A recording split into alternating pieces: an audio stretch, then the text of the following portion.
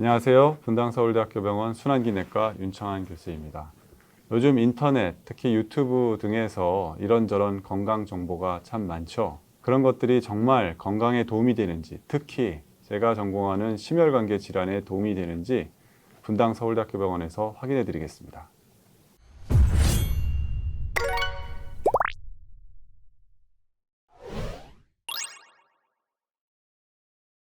교수님 진행 부탁드립니다. 네. 안녕하세요. 의사가 절대 알려주지 않는 정보를 알려드리는 당신의 건강박사, 건박사 TV입니다.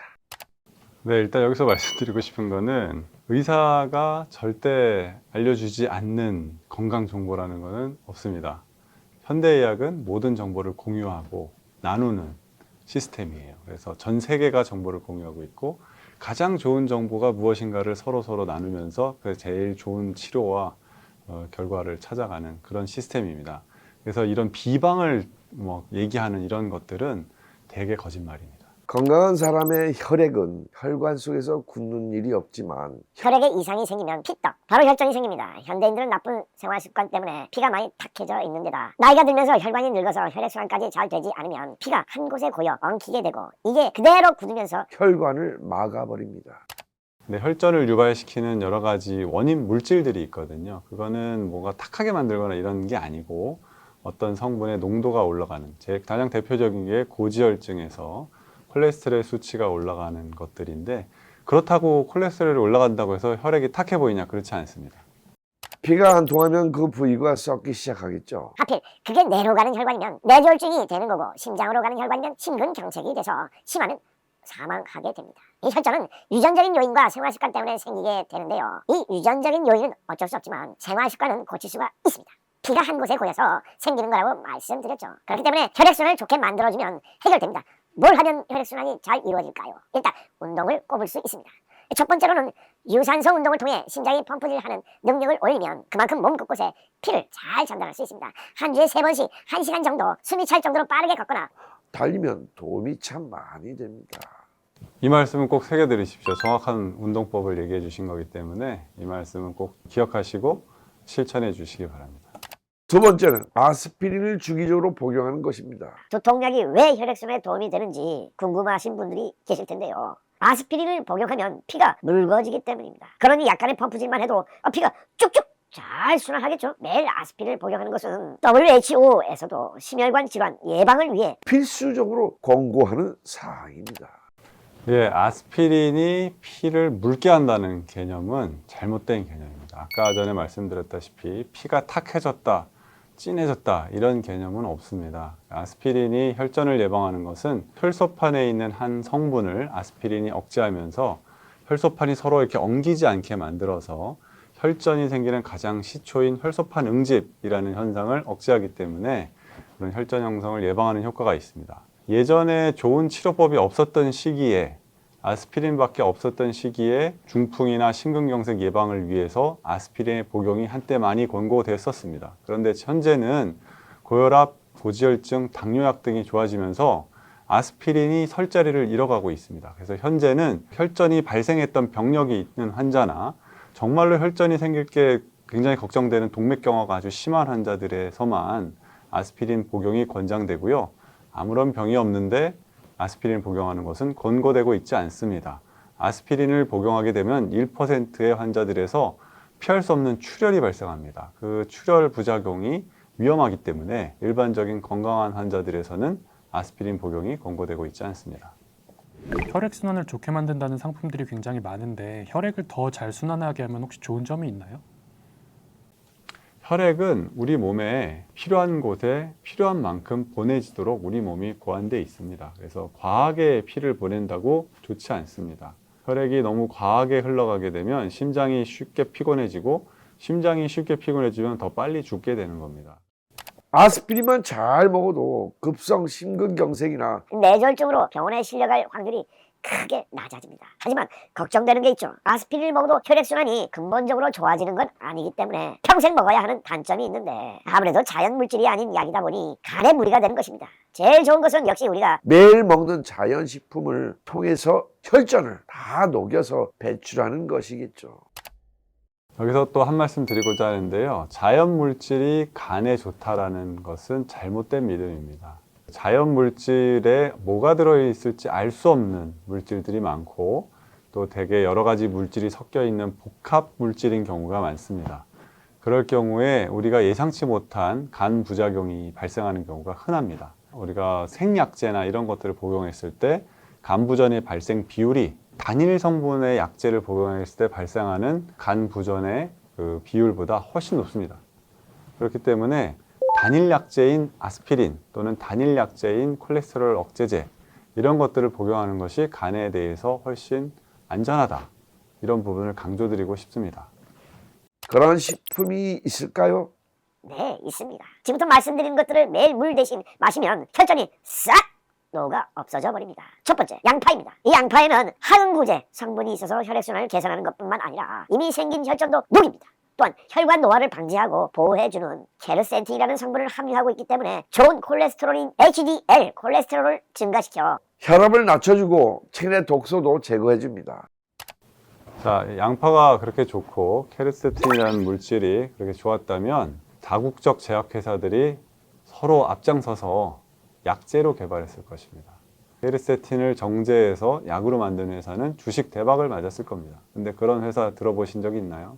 양파를 먹으면 혈전이 녹는다 그랬으면 우리가 혈전 질환 치료제를 양파로 쓰지 않았겠습니까? 지금 그 어느 누구도 양파를 혈전약으로 쓰고 있지 않습니다. 그 다음에 혈전이 생기지도 않은 환자한테 항응고제를 투여하는 일은 없습니다. 그다음에 항응고제를 써야 될 일이 있다 그러면 이 세상에 너무나 좋은 항응고제 약제들이 많습니다. 수만 명의 임상시험을 통해서 항응고 효과를 가지고 그 예후를 개선시킨 그런 약제들이 많기 때문에 굳이 양파를 쓸 필요가 없습니다. 항산화 물질은 몸을 늙고 병들게 만드는 활성산소를 제거해주는 역할을 하는데요. 이 양파에서 이 항산화 물질을 특히 많이 함유하고 있는 곳은 바로 껍질 부분입니다. 이 껍질에는 케르세틴이 알맹이에 비해 30배나 많이 함유되어 있고 또 다른 항산화 물질이 플라보노이드 역시 40배나 많이 들어있어서 혈관 질환뿐만 아니라 치매까지 예방하는 것으로 알려져 있습니다. 항산화제에 대한 미신이 되게 많습니다. 잘못된 믿음인데요. 항산화제가 뭔가 이론적으로 좋을 것 같잖아요. 뭔가 산화를 시키지 않아서 노화를 예방하고 그게 굉장히 그럴듯해 보이기 때문에 1900년도 후반부터 현재까지 엄청나게 많은 약제와 임상 연구, 약제를 가지고 임상 연구가 이루어졌습니다. 모든 임상 연구들이 다 실패했습니다. 항산화 효과로 뭔가를 개선시킬 수 있다. 이것은 아직까지는 입증되지 않은 가설일 뿐입니다. 한 연구에서는 과체중 여성을 대상으로 양파를 많이 먹는 식단과 이 양파를 적게 먹는 식단으로 나누어 8주간 임상실험을 진행했는데요.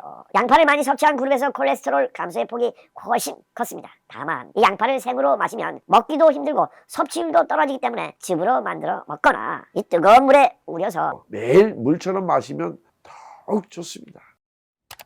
자, 이런 임상 연구를 언급하는 경우가 많은데요.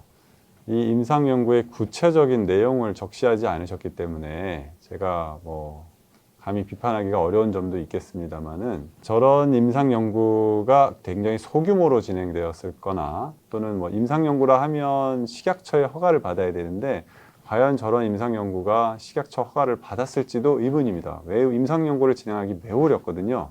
윤리적인 이슈, 그다음에 약제의 안정성에 대한 이슈, 그다음에 이 과정에 대한 이슈 모든 것이 다 해결되었을 때만 임상 연구 허가가 나옵니다. 그래서 그거를 얻어냈을지가 저는 굉장히 의문이고 이루어진 임상 연구가 과연 저명한 잡지나 학술지에 발표가 된 내용인지도 의문입니다. 청경채 주스입니다. 청경채에도 역시 케르세틴이 많이 함유되어 있고 여기에 더해 칼륨까지 풍부하게 함유하고 있습니다. 이 혈관에 정말 안 좋은 게 소금이란 말 많이 들어보셨을 겁니다. 소금은 혈관에 흐르는 피의 양을 늘리기 때문에 혈압을 크게 상승시키는데요. 청경채에 함유된 칼륨은 소금을 소변으로 배출해주는 역할을 해서 혈압을 낮춰줍니다. 특히 짜게 먹는 한국인들의 경우 칼륨을 많이 섭취해주는 게 도움이 되는데 이것을 해결해줄 수 있는 게 바로 청경채 주스입니다. 또한 청경채 주스에 함유된 베타카로틴은 활성산소로부터 혈관을 보호해서 체내의 혈전 생성을 막아주는 역할을 합니다. 네, 청경채가 좋은 야채일 것 같습니다. 그런데 어떤 특정 야채가 좋다고 그 야채만 또 집중해서 계속 드시는 거는 그 야채가 함유하고 있는 또 다른 독성 물질들을 과하게 섭취할 수가 있기 때문에 과한 만큼 해를 끼칠 수도 있다. 그런 점에서 그냥 골고루 여러 가지 야채를 섞어서 드시는 게 가장 좋은 방법일 것 같습니다. 여기서 나오는 소금이 몸에 좋지 않다는 것도 어느 정도 맞는 얘기입니다만은 소금을 빼기 위해서 칼륨을 과잉 섭취한다 이런 또 개념은 없습니다. 칼륨을 많이 섭취하는 것, 야채를 통해서 그것은 건강에 좋은 일이니까 야채를 골고루 섭취하십시오. 세 번째, 강황입니다. 아주 특별한 항염, 항산화 물질인 커큐민입니다. 강황은 카레 재료이기도 하죠. 이 카레로 만들어 먹거나 이 강황만으로 차를 끓여 먹으면 혈전을 예방할 수 있습니다. 커큐민의 항산화 능력에 대한 4가지 무작위 대조 시험을 메타 분석한 논문이 학술지 안티옥시단트에 실렸는데요. 이 논문에 따르면 커큐민은 활성산소와 질소, 킬레이트화된 금속의 제거, 수많은 효소의 조절과 관련이 있다. 따라서 커큐민은 항산화제로 입증이 되었다라고 밝히고 있습니다. 네, 역시 연속되는 이야기입니다. 강황이라는 물질이 그렇게 좋았고 그중에 커큐민이라는 물질이 그렇게 좋았으면 커큐민을 가지고 뭐 약제를 만드는 노력을 했을 것입니다. 근데 아직까지 저는 심혈관계 질환 예방을 위한 커큐민의 효과라든지 그걸 약제로 만들어서 시행한 임상 연구 결과를 들어본 적이 없습니다. 그리고 지금 어떤 잡지를 얘기해 주셨는데 이 잡지가 대표적인 논문으로 장사하는 그런 잡지 중에 하나입니다. 제가 알기로는. 그런데 이제 그런 잡지에 실은 내용은 전혀 신뢰할 가치가 없다고 저는 생각을 합니다. 그게 그렇게 신뢰할 만하고 좋은 내용이었으면 훨씬 더 좋은 제가 아는 그런 더 잡지들에 실렸을 것이다. 그렇지 못했다는 얘기는 아직 그 연구가 초보적이거나 그 결과를 믿기 어려운 경우가 많이 있다. 그러니까 뭔가 혹하는 말로 꾸며내는 이야기들에 빠져들지 마십시오. 아까도 말씀드렸지만 지금 현대의학은 모든 좋은 정보가 실시간으로 전 세계에 공유되고 있습니다.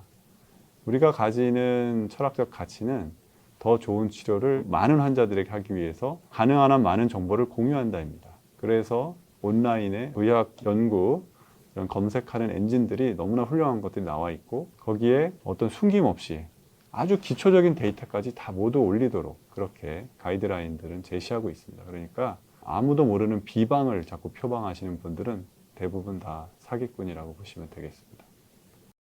혈관과 혈액이 나빠지면 큰 병이 옵니다. 오늘 말씀드린 것들을 미리미리 드시면 나중에 심근경색이나 뇌졸중으로 응급실에 실려갈 확률이 크게 줄어들 것입니다. 지금까지 건박사 TV였습니다.